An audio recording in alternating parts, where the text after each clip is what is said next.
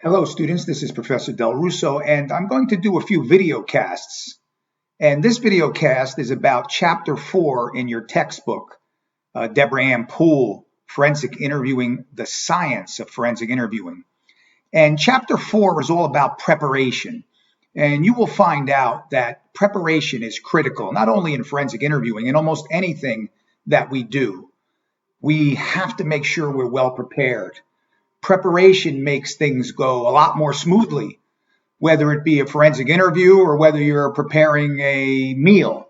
Get all the things out that you need, get all the ingredients out, set them on the table, make sure your pots and pans are all set up, make sure you understand the recipe, and things will go a lot more smoothly. Forensic interviewing is the same way. You need to be prepared. And in the last module, we talked about things that might not feel like preparation, but are preparation. For example, making the Child Advocacy Center hospitable to all cultures. That's an act of preparation, right? Whether it be a Child Advocacy Center or whatever interview space that you're using. If you prepare well, you'll do well.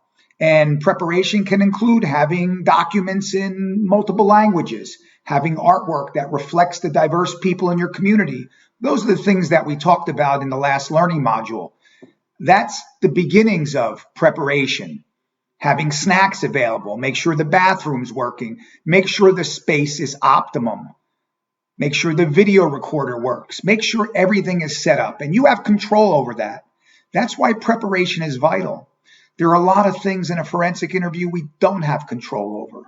We don't have control over what the parents do, whether they support the child or they don't support the child. We can influence that a bit, but largely that's out of our hands.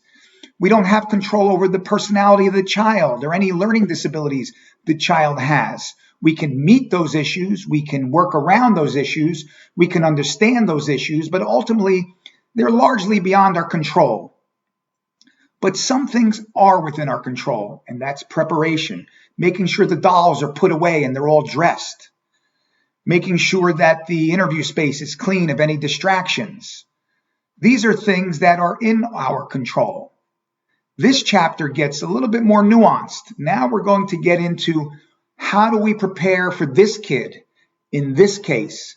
What do we do to set up the interview before that interview door ever opens, before we utter our first word to the child?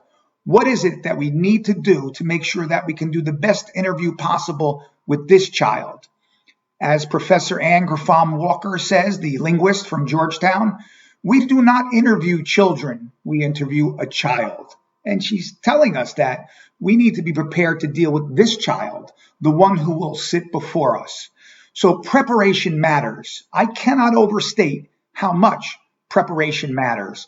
And that's what Chapter 4 is about. I will talk about Professor Poole's suggestions, and I will also talk about what we do in the Child First Finding Words protocol to prepare. What are the kinds of things that we do ahead of the interview? So let's take a look at Chapter 4 in Professor Debra Ann Poole's text, Forensic Interviewing, the Science of Interviewing.